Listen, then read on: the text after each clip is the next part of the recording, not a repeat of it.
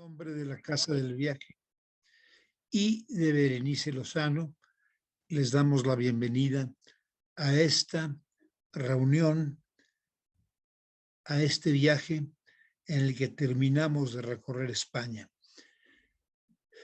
Aprovecho para agradecerles el reconocimiento que a través de Berenice me hicieron llegar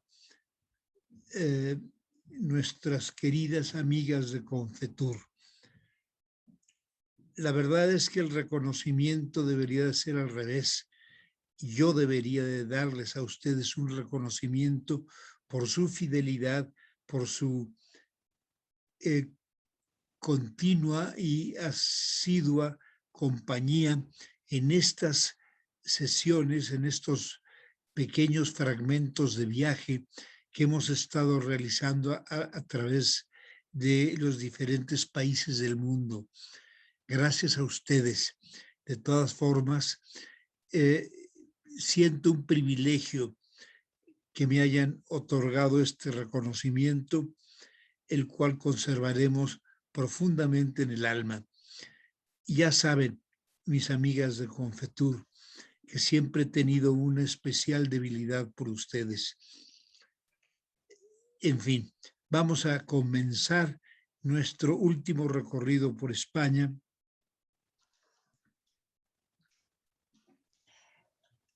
Y vamos a comenzar a hacer una memoria de estos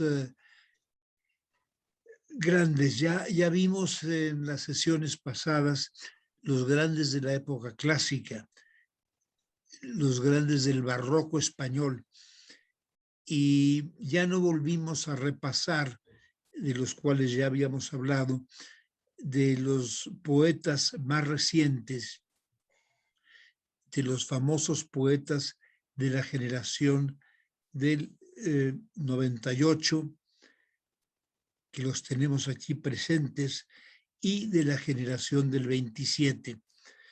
Aquí, en este cuadro, están incluyendo, y este es un cuadro realizado en España, están incluyendo a un latinoamericano que fue sumamente importante para el desarrollo de la poesía moderna en lengua española, que es Rubén Darío, a quien tenemos en el primer cuadro, arriba a la izquierda. Rubén Darío, nicaragüense, fue un inmenso poeta que revolucionó y contribuyó muchísimo para enriquecer nuestra lengua y nuestra poesía. Después tenemos a Manuel Machado, a quien no sé, creo que no lo mencioné. Él era hermano de Antonio Machado. Aquí tenemos Manuel Machado y aquí está Antonio Machado, que tuvieron un distanciamiento en los años tardíos a raíz de la Guerra Civil Española. Antonio Machado era totalmente republicano. Manuel Machado se orilló a Franco y esto causó el rompimiento entre los dos hermanos, como muchos que rompieron relaciones por esta guerra civil. Es la insensatez de estas guerras civiles en las que la ideología puede a veces más que el cariño y los lazos fraternales. Es algo impresionante. Yo personalmente mejor no hablar, ¿no? Pero yo nunca creo que por una cuestión ideológica yo rompería con mi hermano. Tengo un vínculo con él muy profundo y hemos sido cómplices, compañeros de aventuras, de viajes. Hemos explorado ríos, en fin.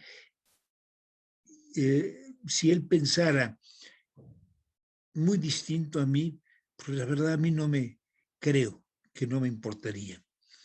Después tenemos, bueno, Antonio Machado, a quien ya hemos hablado, Valle Inclán, cubriendo su nombre está don Miguel de Unamuno y déjenme ver porque a él no lo reconozco, Pío Baroja, uno de los grandes novelistas de la generación del 98, y Azorín.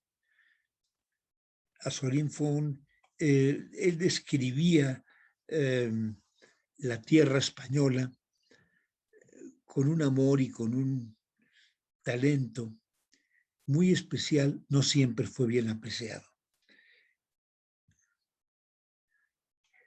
Nada más para mencionar a Manuel Machado, porque ya hablamos de Antonio Machado, leímos un poema de él, pero no leímos nada de Manuel Machado. Vamos a leer este pequeño poema que se me hace muy bello, que dice: puede que fueras tú, confusamente entre la mucha gente, esbelta, serpentina y vestida de blanco.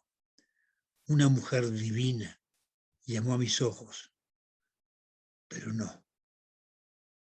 Tú vistes del negro, siempre el de las noches tristes.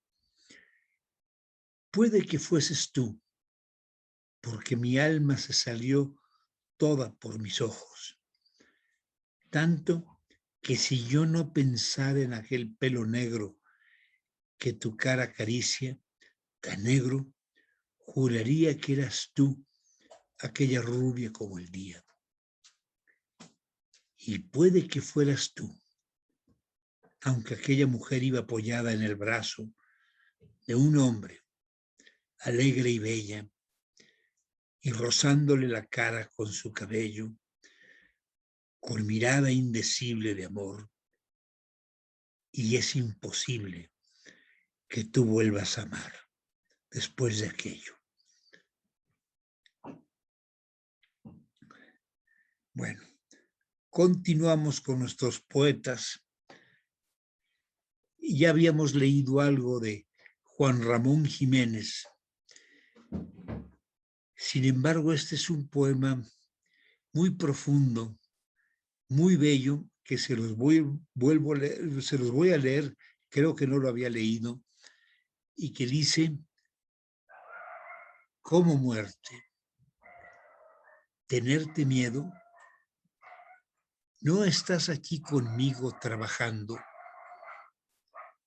no te toco en mis ojos, no me dices que no sabes de nada, que eres hueca, inconsciente y pacífica, no gozas conmigo todo, gloria, soledad, amor, hasta tus tuétanos. No me estás aguantando, muerte, de pie, la vida. No te traigo y te llevo, ciega como un lazarillo. No repites en tu boca pasiva lo que quiero que digas. No soportas, esclava, la bondad con que te obligo. ¿Qué verás? ¿Qué dirás? ¿A dónde irás sin mí? No seré yo, muerte, tu muerte, a quien tú, muerte, debes temer, mimar, amar. Impresionante poema. Juan Ramón siempre tuvo un acercamiento casi místico con relación a la muerte. Él nunca expresó ni el temor, ni el horror, ni ese aprensión contra la muerte. Al contrario, él siempre la consideró como una amiga, como una compañera que siempre va con él. No es el único poema, hay muchos que él dedicó a la muerte y que son verdaderas gemas de literatura. Y bueno, aquí tenemos la generación del 27. La generación del 27, como les comentaba, las generaciones se refiere al grupo de poetas que más o menos coinciden en sus fechas creativas en un año determinado. Y en este caso, ellos se bautizaron como la generación del 27. Entre ellos están Jorge Guillén, de quien ya habíamos leído un poema, Rafael Alberti, por supuesto, Federico García Lorca, que es quizá el poeta más célebre de esta generación y uno de los poetas españoles más famosos, más escuchados en todo el mundo. Después está Pedro Salinas. Pedro Salinas siempre es un poeta intimista, como muy metafísico, que habla del amor con una forma sumamente, ¿qué les puedo decir? Como en una confidencia. Después está Dámaso Alonso. Dámaso Alonso es uno de los grandes intelectuales españoles. Escribió poemas importantísimos, pero realmente su gran contribución a la lengua fue, hizo dos grandes obras. Bueno, hizo muchas sobre filología, sobre lengua, pero él desarrolló un diccionario que se llama la Enciclopedia del Idioma, escrito en 3 tomos, que es todo un compendio de nuestra lengua, con todas las acepciones que en ese momento él pudo encontrar. Nuestra lengua es inagotable. Si en la actualidad Dámaso Alonso o alguien pretendiera hacer un libro similar, en vez de ser 3 tomos, tendrían que ser 6 o 9, porque la lengua española, al margen de la lengua inglesa es casi infinita, pero de las lenguas occidentales, después de la lengua inglesa, la lengua española es la más vasta y se sigue enriqueciendo con todas las contribuciones que todos los países que hablamos español vamos añadiendo día con día. Seguramente a ustedes les ha sucedido con los jóvenes que de repente llegan con términos que nosotros ya desconocemos. Y eso es parte del alimento, de ese sedimento cultural que sigue alimentando una lengua. En la Francia del siglo XVII, en la época de Luis XVI, no, de Luis XIII, perdón, de Luis XIV, el Rey Sol,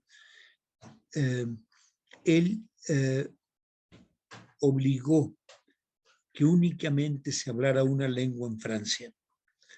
Fue un decreto que después corroboró la Revolución Francesa, y la Revolución Francesa lo hizo con el fin de unificar la lengua, al grado que consideró delito utilizar en cualquier escrito o enseñar en alguna escuela alguna otra lengua que no fuera el francés. Y esto, por supuesto, le dio una unidad a la lengua francesa, que es parte de su orgullo. Sin embargo, la lengua española, pues es una lengua demasiado viva para poderla encasillar en esos parámetros académicos, y aunque la Real Academia de la Lengua se esfuerza en mantener la pureza de nuestro idioma, ya se fue totalmente de los límites. Somos demasiados países y en cada país, por ejemplo, en nuestro México, en Mérida, en Chihuahua, en Guerrero, no se diga en este mare magnum que es el Distrito Federal, se hablan y se están continuamente acuñando nuevos términos. Y yo les puedo apostar que pueden ustedes irse al mercado en alguno de estos centros como La Lagunilla, y si la gente está dispuesta a no ser entendida, no le van a entender, porque ya los calós y esos derivados del idioma se han multiplicado de una forma casi cancerosa. Entonces, tratar de mantener la lengua encajonarla, sobre todo una lengua como el castellano, es imposible. Bueno, Dámaso Alonso hizo ese intento y ha sido siempre considerado como el gran intelectual de nuestra lengua. Después tenemos a Gerardo Diego, a Luis Cernuda, les había comentado de él, él murió en México. Después tenemos a Manuel Altolaguirre,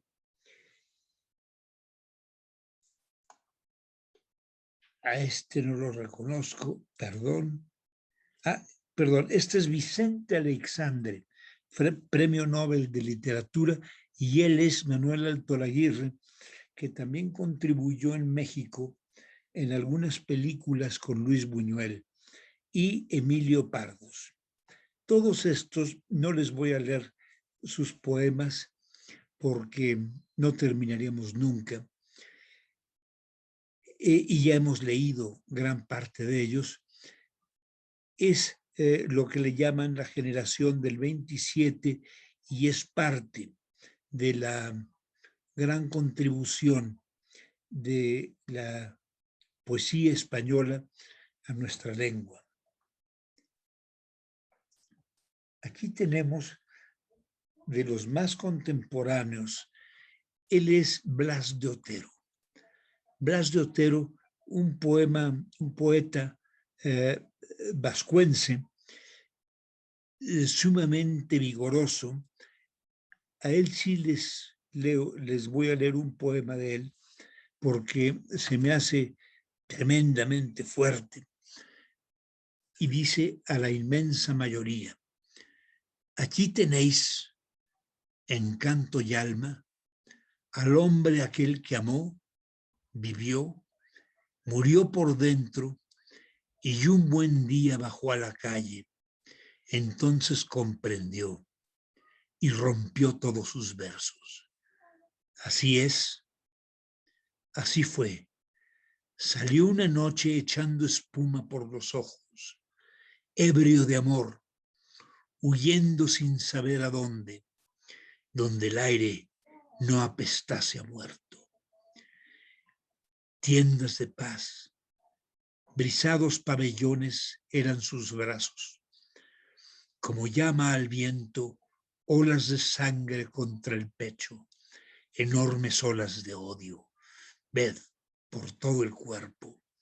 Aquí, llegad. ¡Ay, ángeles atroces! En vuelo horizontal cruzan el cielo. Horribles peces de metal recorren las espaldas del mar de puerto a puerto. Yo doy todos mis versos por un hombre en paz. Aquí tenéis, en carne y hueso, mi última voluntad. Bilbao, a 11 de abril, 50 y tantos.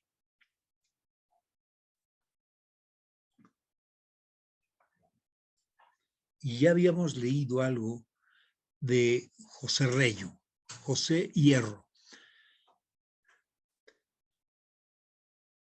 Este es otro de los poetas modernos de la misma generación de Blas de Otero, que ha trascendido incluso las fronteras de España y ha creado una enorme influencia, sobre todo en Sudamérica e incluso en México. Y les leo este. Cuando salí de ti, a mí mismo me prometí que volvería y he vuelto.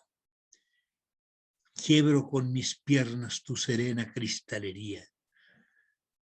Es como ahondar en los principios, como embriagarse con la vida, como sentir crecer muy hondo un árbol de hojas amarillas y enloquecer con el sabor de sus frutas más encendidas, como sentirse con las manos en flor, palpando la alegría, como escuchar el grave acorde de la resaca y de la brisa. Bueno, pues estas son las muestras de lo que es la poesía actual y, bueno, reciente del siglo pasado y parte de este siglo. Sin embargo, sí les puedo decir que hay mucha más poesía. España es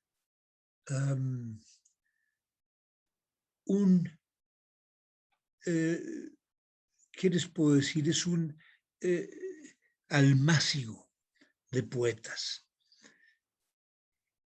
Ese amor que tienen por su lengua, que tenemos por la lengua española, en España continúa fructificando, continúa brotando en infinidad de poemas. Poesía de hombres, de mujeres. Olvidé incluirles aquí a una de las grandes poetas actuales, que es Gloria Fuertes. En la próxima sesión se las leo porque es impresionante esta mujer. Es una mujer que no ha conocido límites, que ha hecho lo que se le ha dado la gana. Una mujer con un valor, con una energía y con una falta de temor a nada, que lo manifiesta en sus poesías. Y tiene una poesía que es una especie de oración que comienza, que estás en la tierra, y refiriéndose a Dios, ¿no? En vez de decir Dios que estás en el cielo, él dice que estás en la tierra, en la mesa, en la silla, etc. Prefiero leérselas a empezar a improvisar desordenadamente, sin ningún patrón. Y ahora nada más hacemos un repaso de lo que ha sido la contribución de España en cuestión de pintura. Uno de los grandes países creadores de pintores geniales ha sido España. Normalmente se habla de Italia, de Holanda, como los grandes países de la pintura, y no, España también es uno de esos grandes gigantes en generar pintores inmortales. Aquí tenemos una obra de uno de los desconocidos, de los menos apreciados pintores españoles, que es Luis de Morales, a quien le llamaban el Divino. Luis de Morales se caracterizaba por un tono mórbido. Ahorita lo vamos a ver en otras de sus pinturas. Aquí se ve que la belleza de la modelo y de la Virgen lo obnubiló, porque la verdad es que las facciones de esta muchacha son impresionantemente bellas y aquí no se ve en lo absoluto sórdido. Quizá el fondo oscuro, pero únicamente sirve para resaltar las facciones hermosísimas de esta mujer. Pero vamos a ver otras de sus pinturas. Por ejemplo, este Cristo hundido en toda su languidez, demacrado.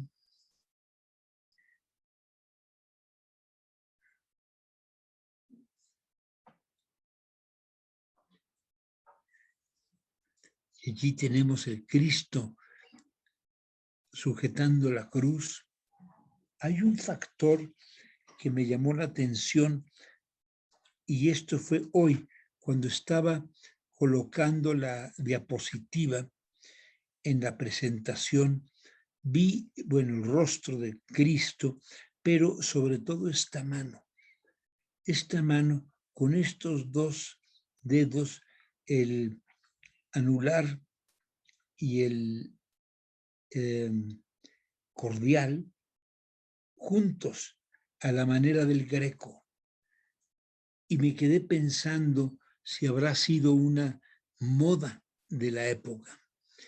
Morales el Divino fue casi contemporáneo del Greco, quizá un poquito anterior.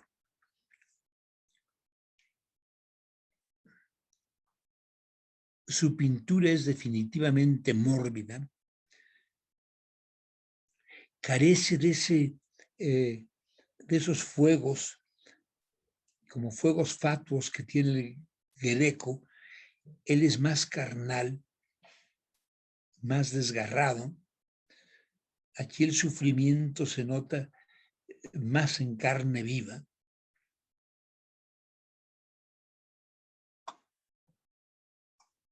El gesto es terriblemente dramático. Y aquí tenemos a uno de los más grandes pintores, que no fue español, fue griego, pero que él se desarrolló en España. Y aquí tenemos una de sus obras maestras, que es El caballero con la mano en el pecho.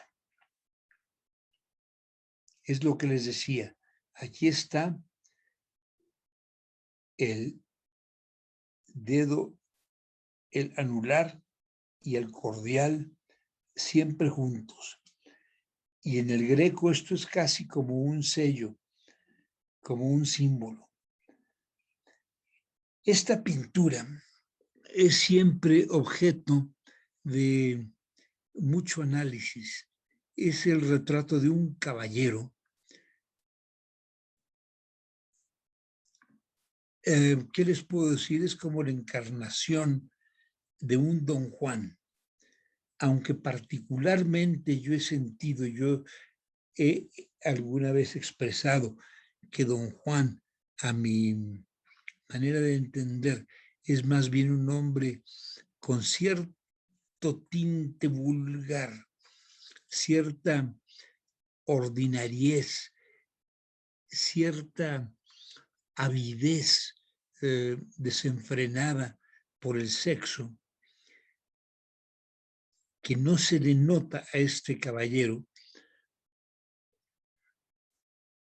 pero podría ser un Don Juan más refinado, con su gorguera, la empuñadura de su espada.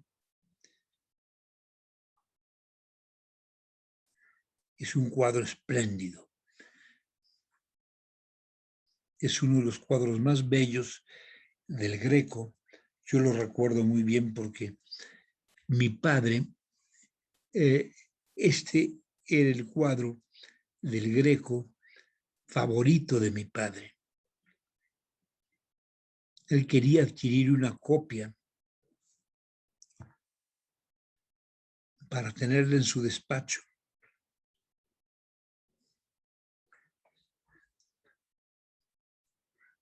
Bueno, y aquí tenemos a la Santísima Trinidad de Doménicos Theotokopoulos, el Greco. Aquí ya podemos ver más las características de este maestro. El Greco estuvo mucho tiempo olvidado. Él fue resucitado a raíz de los impresionistas. Ellos fueron los primeros que descubrieron la genialidad de este inmenso pintor. Este es el autorretrato de Doménicos Theotokopoulos.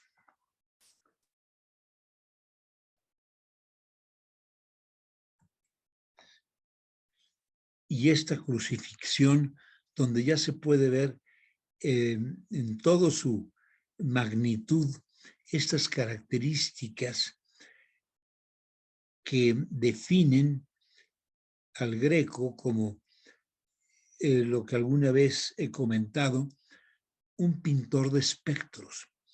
Aquí ya no vemos un cuerpo, sino una especie de fosforescencia, de una luz crucificada que carece peso. Incluso los brazos no se ve que estén soportando el peso del cuerpo.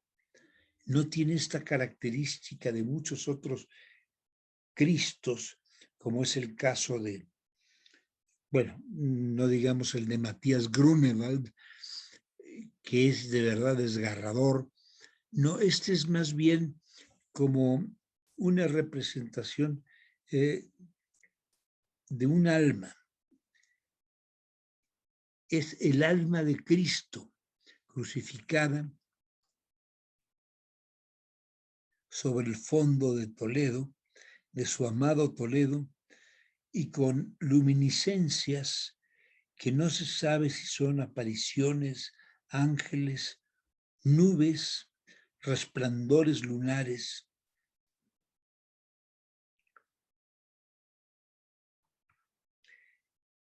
En este sentido, Greco fue mucho más avanzado a su tiempo.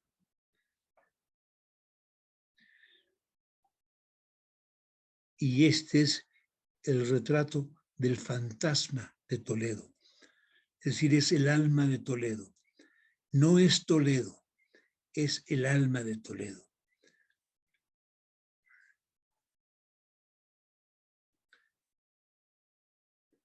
Con estas luces casi siniestras en el cielo y los edificios blancos, como almas de edificios que emergen sobre el paisaje.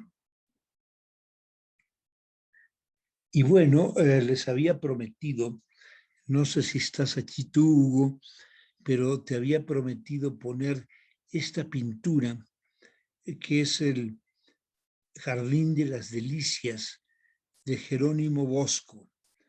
Bosco es un pintor flamenco, nacido en Hertogenbosch, de hecho es en los Países Bajos. Y lo que pasa es que esta es ya un patrimonio de España. Esta pintura la apropió España, bueno, fue regalada, no fue un robo, ¿no? Y aquí tenemos los tres paneles donde está el paraíso, el infierno y la tierra, que la tierra tiene todo tipo de imágenes que van desde lo jovial hasta lo obsceno.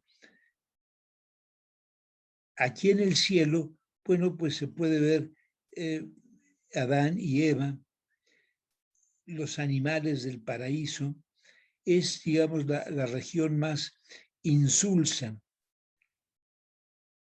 de todo este pesadilla que es el el cuadro de la tierra y sobre todo el infierno. Pero tenemos imágenes sumamente desconcertantes. Por ejemplo, si nos fijamos de cerca, aquí vemos a esta figura en que este personaje está introduciendo flores en el trasero de esta muchacha, no sé si es mujer u hombre, y así si empezamos a explorar, vamos a encontrar una cantidad de imágenes de lo más bizarras, desconcertantes, grotescas, agresivas incluso, en lo que es el panel de la tierra, no se diga del infierno. Aquí este es en la tierra, esta pareja de amantes encapsulados en una especie de flor esférica,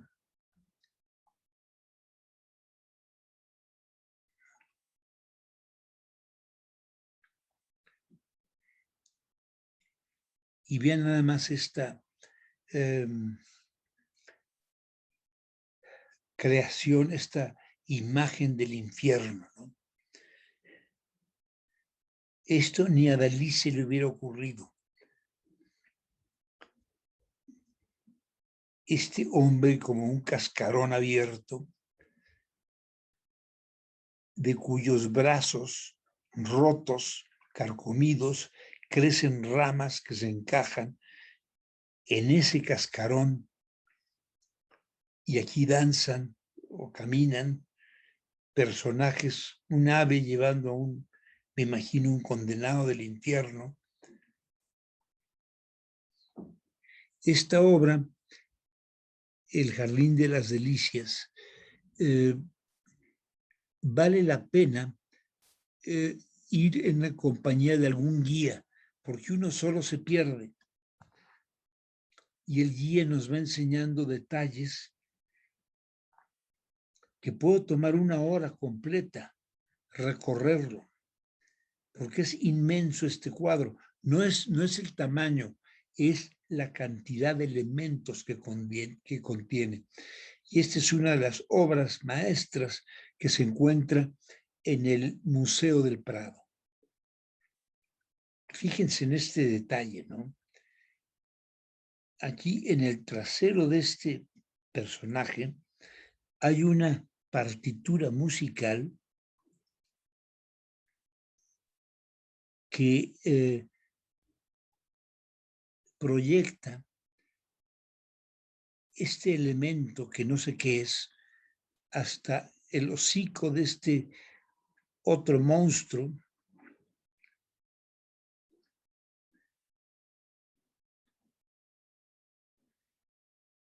Aquí el Bosco dejó ir toda la furia de su imaginación,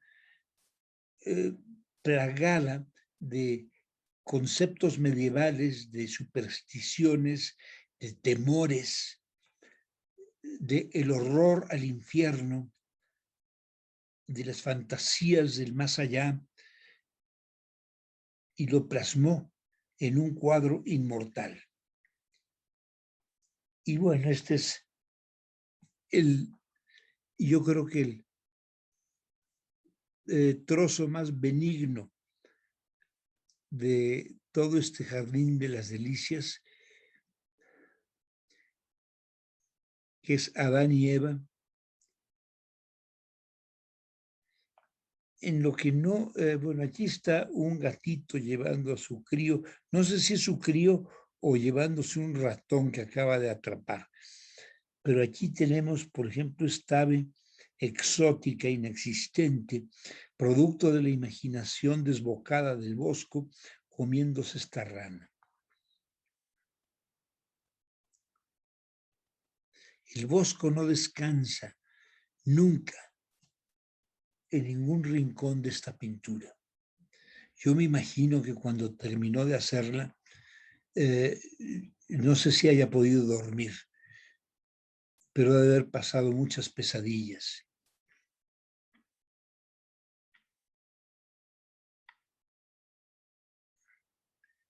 Otra imagen, y bueno, salimos de este cuadro del Bosco y nos vamos con uno de los pintores que en la actualidad ha sido también un poco marginado, no mucho, porque Zurbarán sigue siendo uno de los maestros más importantes del Renacimiento y del Barroco español.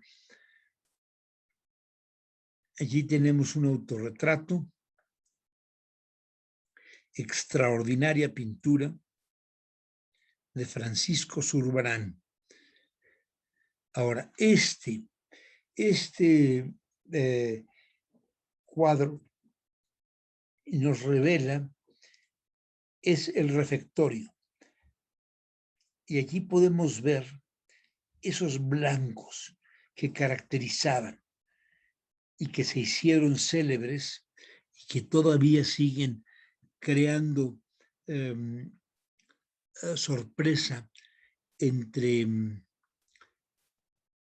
los eruditos del arte, que es el blanco de Zurbarán.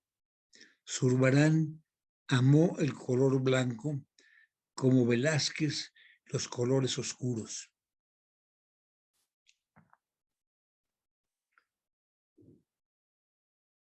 Vean este detalle, es el refectorio.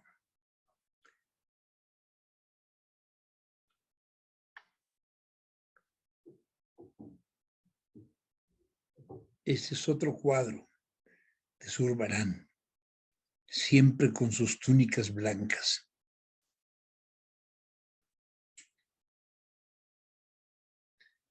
Y vean este bodegón. Es una joya de bodegón. ¿Cuánta gente no quisiera tenerlo en la sala de su casa?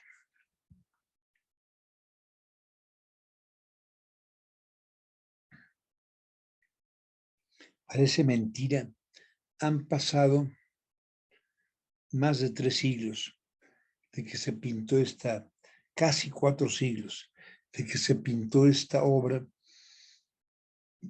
y casi podemos oler las limas que están sobre este plato.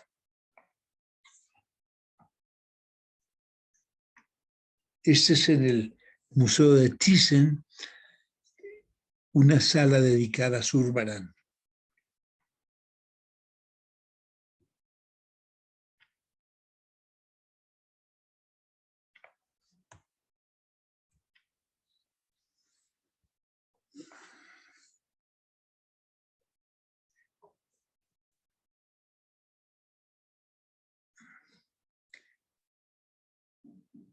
Y aquí tenemos, Zurbarán fue amigo de Velázquez. Aquí tenemos un Cristo. Es similar en un sentido, en el sentido de que no está todo mutilado, no está flagelado, ni lleno de heridas y espinas, como otros Cristos, concretamente el de Matías Grunewald. Este tiene algo similar al Cristo de Velázquez, siendo el de Velázquez muchísimo más sobrio, a mi gusto más elocuente. Y aquí está Bartolomé Esteban Murillo, otro de los inmensos pintores españoles del barroco. Parece mentira, pero esa época de Velázquez, Zurbarán, Murillo, fue una época gloriosa, porque surgieron inmensos pintores. Y aunque personalmente yo siempre pondero a Velázquez quizá por una debilidad, porque siempre me ha fascinado su pintura y tal vez quizá también por imitación y por contagio de lo que me decía mi padre, pero no debo dejar de reconocer que un Murillo, independientemente de sus inmaculadas concepción, que normalmente no son de mi pleno agrado, pero es un señor pintor, él y Zurbarán. Aquí tenemos el autorretrato de Murillo.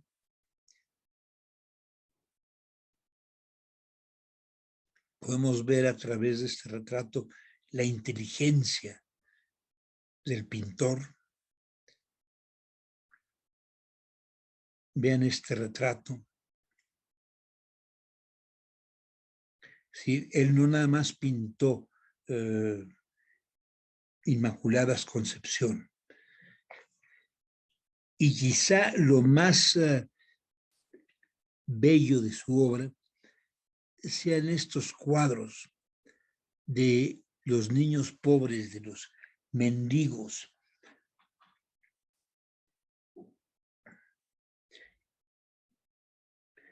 de todos estos desarrapados.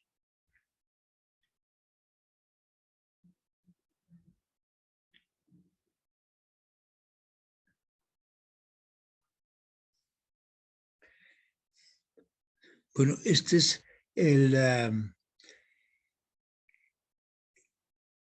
Sevilla, es el Alcázar de Sevilla.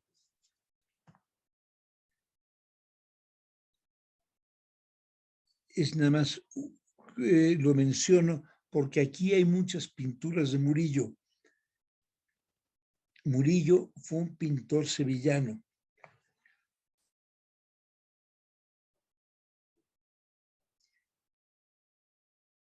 Además de sus Inmaculadas, a Murillo le complacía mucho pintar a estos gente pobre, gente callejera.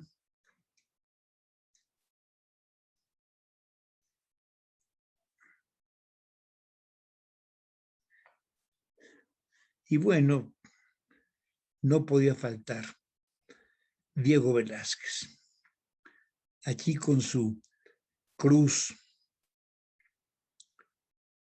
de la Orden de Santiago. Este es el autorretrato de Velázquez en Las Meninas.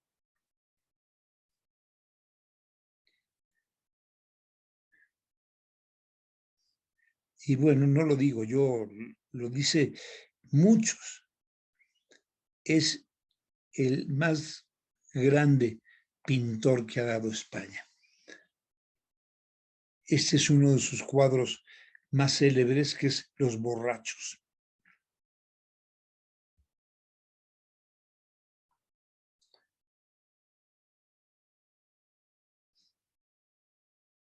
Nunca idealizaba, siempre tranquilo. Este es uno de sus cuadros más agitados, podemos decir. Pero vean esto, siempre ecuánime, retratando al conde duque de Olivares, de quien hizo muchos cuadros. Creo que ya les mencioné que el doctor Gregorio Marañón realizó todo un libro, un ensayo sobre el conde duque de Olivares, cuyo título es La pasión de mandar. Y en muchos aspectos se basa en estudios que él hace de los cuadros de Velázquez, de los retratos de Velázquez, ciertos detalles de la fisonomía de este personaje que fue el valido del rey Felipe IV de España y que fue el que se encargó de manejar el reino mientras Felipe se divertía y se dedicaba al cultivo de las bellas artes. Aquí tienen a Juan de Parada, que es el ayudante de Diego Velázquez.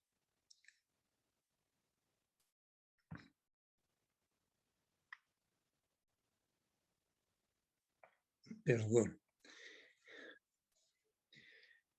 Y ya se los he mostrado muchas veces, es a juicio de muchos y mío propio, quizá uno de los retratos más grandes que se hayan realizado en la historia de la pintura.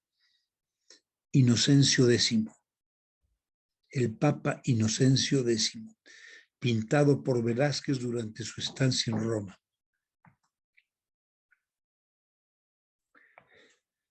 Y, por supuesto, esta obra magistral,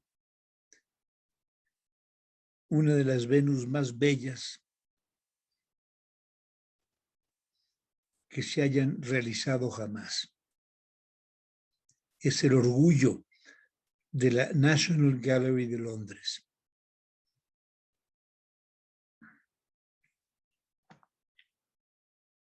Y bueno, para terminar con este recorrido de los grandes, de la gran contribución de España, vamos a mencionar algunos de sus grandes navegantes y conquistadores. Por supuesto, pongo en primer sitio a Hernán Cortés, que aunque ha sido controvertido, vejado, muy criticado en México, yo no le niego el enorme mérito, el enorme talento en haber conquistado en una hazaña casi inverosímil un país muchísimo más grande que el país donde él venía, y que él contribuyó a que el Carlos V ampliara sus territorios en un nivel que jamás soñó, él y Pizarro. Antes de, quiero mencionarles, este es Hernán Cortés. Este es Pedro de Alvarado, que fue parte del equipo de Hernán Cortés y quien hizo destrozo y medio, y que fue muy, muy criticado por las matanzas que llegó a hacer.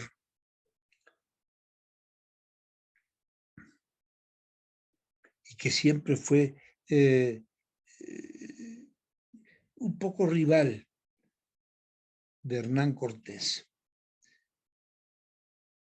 Y él es Bernal Díaz del Castillo, que escribió La historia verdadera de la conquista de la Nueva España. Es un libro digno de leerse, sumamente interesante. Sí, por supuesto, de repente pondera a Cortés, era un empleado de Cortés. Y aquí tenemos a Francisco de Pizarro, el conquistador del Perú. No les quiero hacer toda la reseña de los conquistadores de América, que fueron muchos,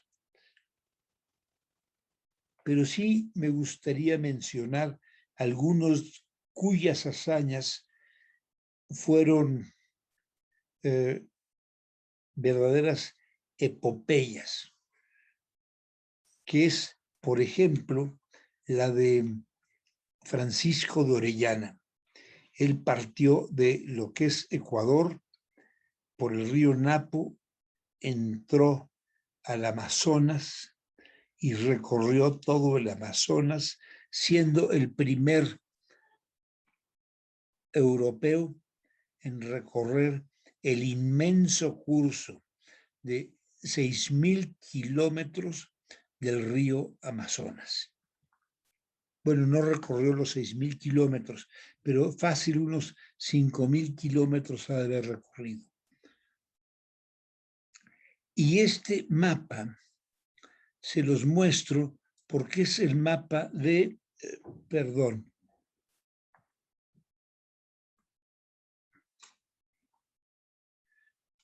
este fue el recorrido que realizó Álvaro de Mendaña y Neira. Álvaro de Mendaña, en esta línea blanca, se lanzó, cruzó todo el Océano Pacífico y llegó a las Islas Salomón.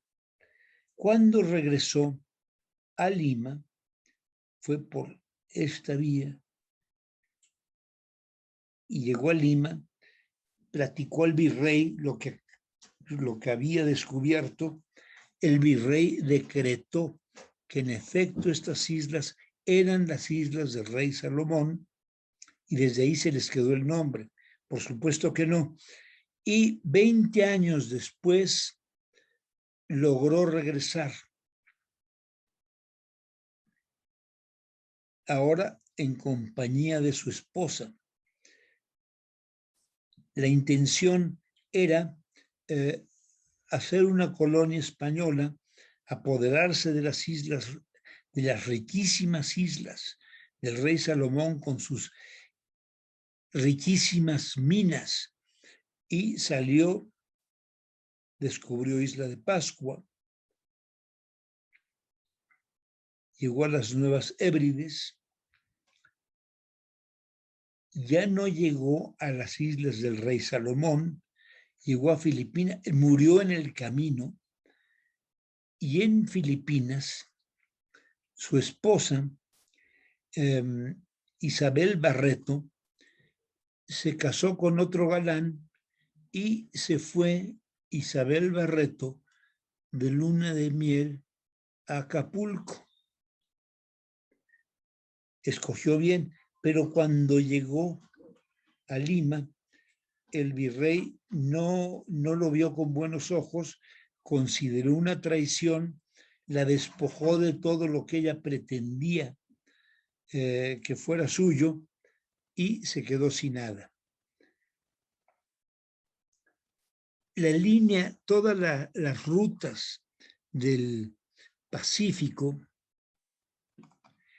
es algo que he mencionado ya en otras ocasiones. Es otro de esas contribuciones de España que no están del todo valoradas. Siempre se habla de los Drake y de los navegantes ingleses e incluso de los franceses, pero los verdaderos navegantes del Océano Pacífico, los que cruzaron el Océano Pacífico no 2, 3 veces, sino cientos de veces, fueron los españoles con la famosa nao de la China que iban desde Acapulco hasta Manila. Esa fue la gran contribución de España en armar el mapa del Océano Pacífico y que nunca se les ha dado el justo valor. Este es Álvaro de Mendaña y ella es Isabel Barreto. Hermosa mujer.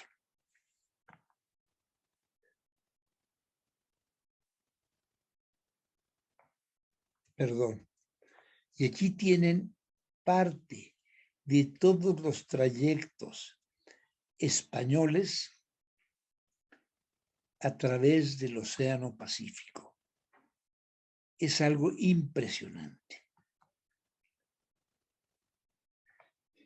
Con esto terminamos. Les quería informar que